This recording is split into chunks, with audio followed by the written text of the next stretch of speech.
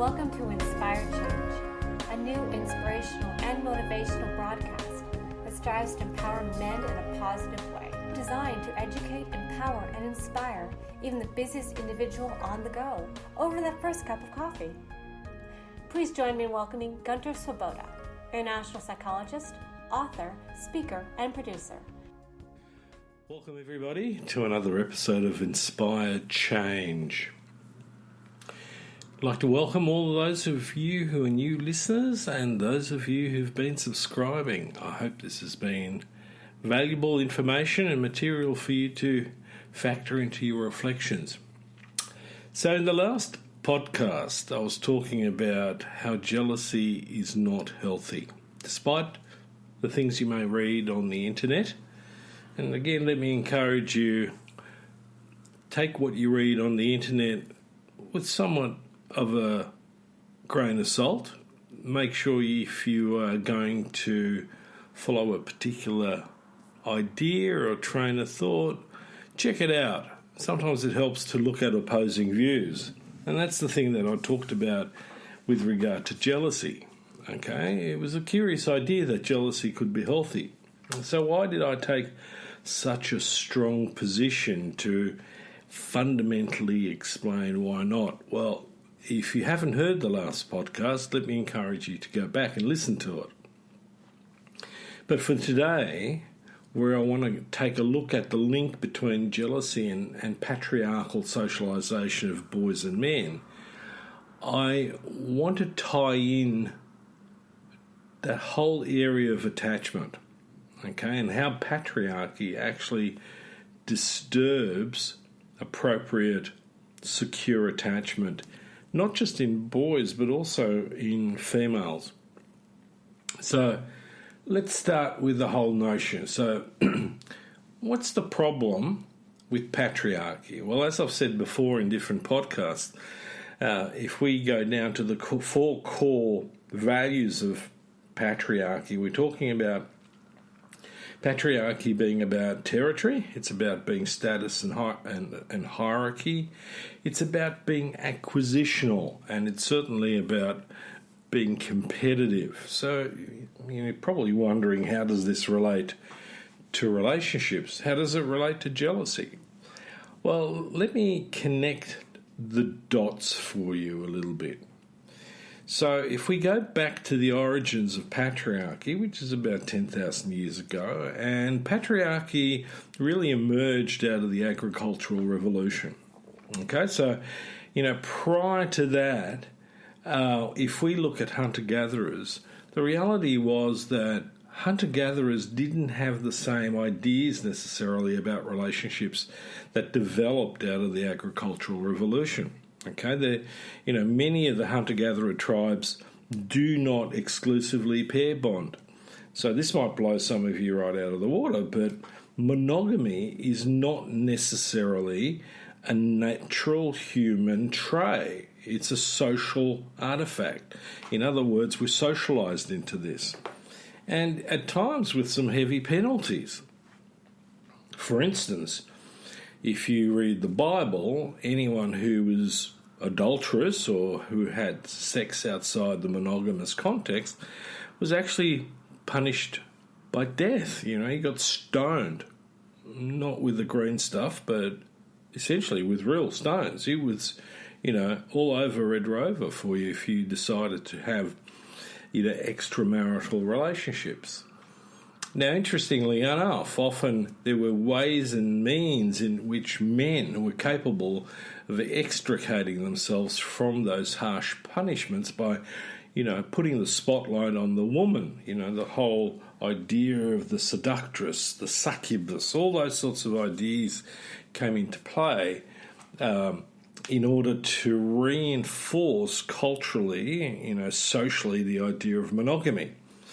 Now, don't get me wrong for 1 second. I'm not suggesting that, this is going to be a free-for-all and that we should all go and have wonderful promiscuous sex in our culture.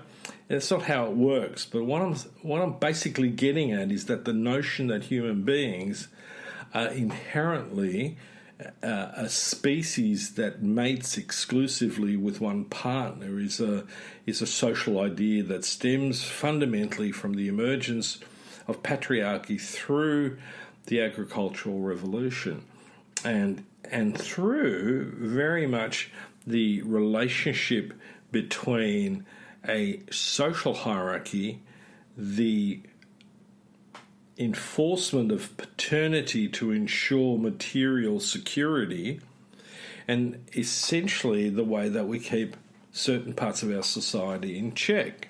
Okay? So when we talk about jealousy is a form of responding angrily and fearfully to the potential loss of my partner. So rather than being an equal partner with my spouse, I'm now in essence, in a position of dominating and controlling her through my behaviour. So jealousy is a big, scary green monster that often comes into relationships fairly quickly. Okay, it's also about ownership. So, and it's a two-way street. When I look at some of the teenage boys that I work with in the relationships that they have with some of the girls, I find some of their behaviour, the girls' behaviour, a bit scary too. I mean, getting 30 texts about where are you in a 4-hour period because he's out with the boys having a good time is simply inappropriate, unhealthy behaviour. This is not a good thing. It doesn't mean she loves you.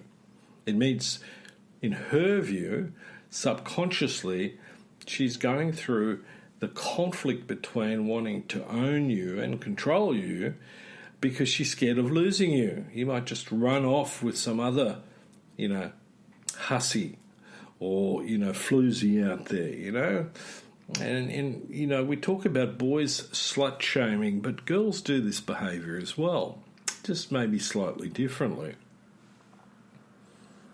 So, jealousy in relationships in Western culture is a social artefact. Right? It's because we're forced into this way of viewing relationships that are based on ownership and a power struggle. It's also been about resources, a lot of which comes to us through varying traditions and not necessarily healthy traditions. So what are we then talking about when we talk about attachment in this context? As an adult, right? What is it that I'm looking at, both in myself but also in my partner? Well, as I pointed out in the last session, we're talking about different types of attachment styles. And before I get into the secure attachment, let me go back and flesh out what are we looking at. So one of the attachment styles is about being anxious and preoccupied. So those people with anxious, preoccupied attachment styles are essentially high on the anxiety dimension but low on the avoidance dimension. So these individuals have difficulty trusting their partners' commitment to them. They're also generally a lot more pessimistic and worried about their relationships. They often need and seek constant reassurance from their partner and will create or manipulate and amplify conflicts in the relationship. So this is the particular attachment style where we're looking at jealousy as being a serious factor. And so as a result of their behaviour, the way that they deal with things, they tend to have very tumultuous, very emotionally dysregulated experiences in their relationship, and it draws the other person in with them. Okay? The other attachment style that we talk about a lot is dismissive avoidant.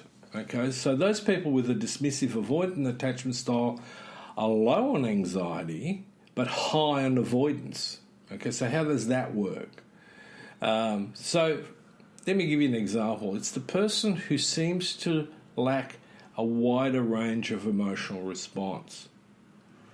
So they often come across as being aloof and emotionally distant in the relationship. So they're not giving off a great sense of being in contact or being engaged. So the sense of the experience of intimacy with that person actually is very, very, low. They often talk about a fear of commitment, but essentially what they're doing is avoiding contact. They also may work very, very hard at asserting their independence, especially through things like work, sport, hobbies, social activities that really don't include their partner. Now, I see that particular attachment style quite frequently with a lot of men. They often have a partner who's yearning for that level of emotional and even physical intimacy, but their partner doesn't provide that. They work very hard at keeping that to themselves. They're not expressive. I remember working with one guy, and he even had a challenge in holding hands in public. To him, it was sort of something that he didn't really do. He didn't show a great deal of affection. Okay, so over the next little while in certain podcasts about relationships, I'm going to bring some of this more and more into focus, and I'm going to challenge some of you to really examine your own attachment style in this instant.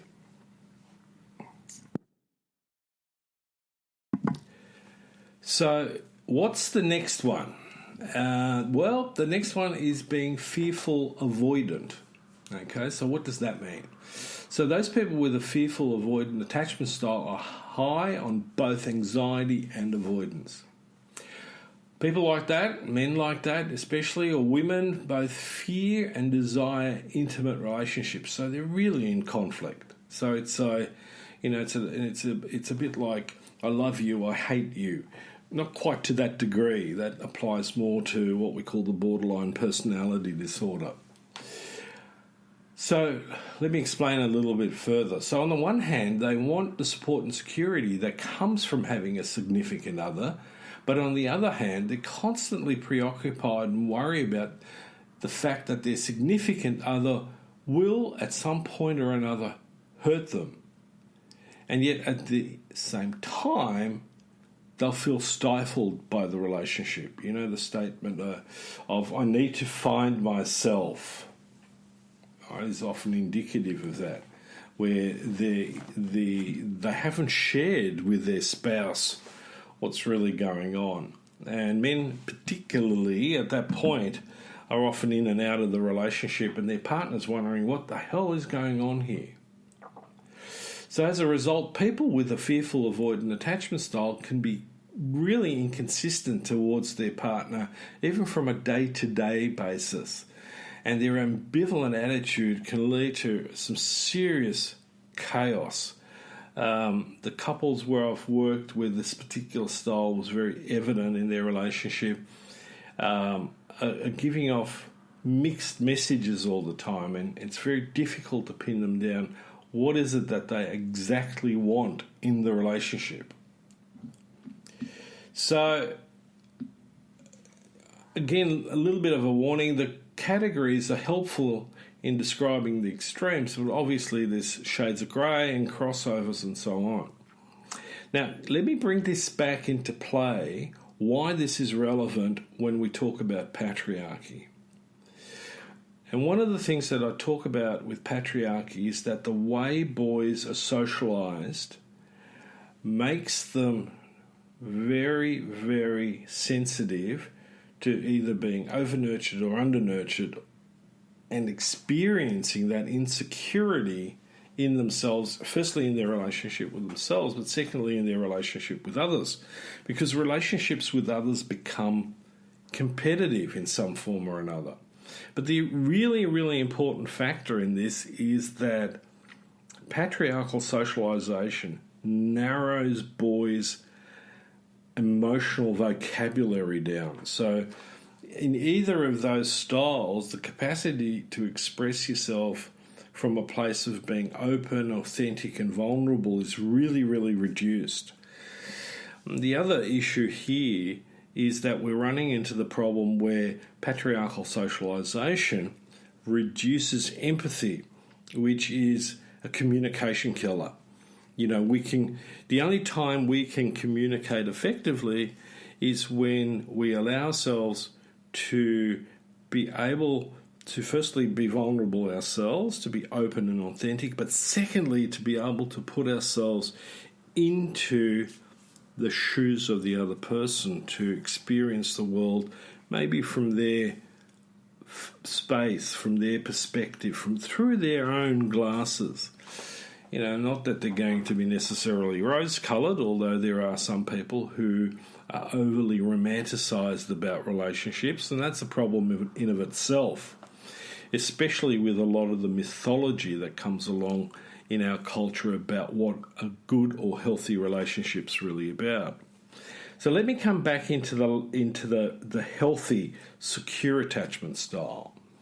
And this is where I'm not going to be really preoccupied about what's going on between the two of us in an unhealthy way. In other words, I'm going to be low on both anxiety and avoidance. I'm not going to be experiencing a great deal of ambivalence when I'm with my partner. They tend, people with that secure attachment style trust that those that they have a close relationship with will be there, not just to offer support, but actually, feel a deep-seated connection. It's like that sense of having a soulmate and being able to step into meeting their partner's needs as much as being supported and nurtured in their needs for themselves. So they find it actually really easy to open up in relationships, and more importantly, they're really good at talking about what they want and need from their partner without any form of dominance or coercion or control. It's a straight script, as I put it. They're also, at that point, confident and optimistic about their relationships. And if you ask them, they'll talk about the relationship as being stable and deeply satisfying. Things like, not only is she my wife, my lover, but she's also my best friend. And so the amount of, or the degree of intimacy is very deep in a relationship like that. And, at the same time, we don't experience necessarily a sense of jealousy or insecurity, but rather that the relationship is on a very solid, firm level. All right, so I hope that connects some of the dots. So remember, patriarchal socialization is one of the foundation issues that can lead to some very serious relationship dysfunction. And, unless we deconstruct in ourselves that stuff that we've been indoctrinated with from that really toxic ideology, it's possible that we're going to have some real challenges in our relationship. So, having said all this stuff about attachment styles, the main thing I want to leave with everybody at the end of this particular podcast is that you can change this. That's what personal growth, emotional growth is all about. You don't need to create a revolution. All you need to do is allow yourself to evolve as a human being and shed the shackles of the stereotypical masculine myths that patriarchy throws at us, probably all the time. And it applies too in how we respond to women sexually. So some food for thought. Give it a shot. See, firstly, where you're at and where you want to be, and then take it further. Until next time, I'm signing off.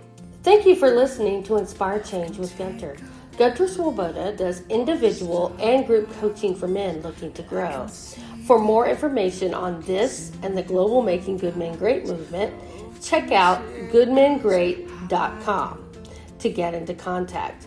If you have a topic for the show or would like to be a guest on the air, please email producers at miranda@noirtainment.com. That's Miranda, Miranda, at noirtainment, noirtainment.com. Thank you, and always keep inspiring change.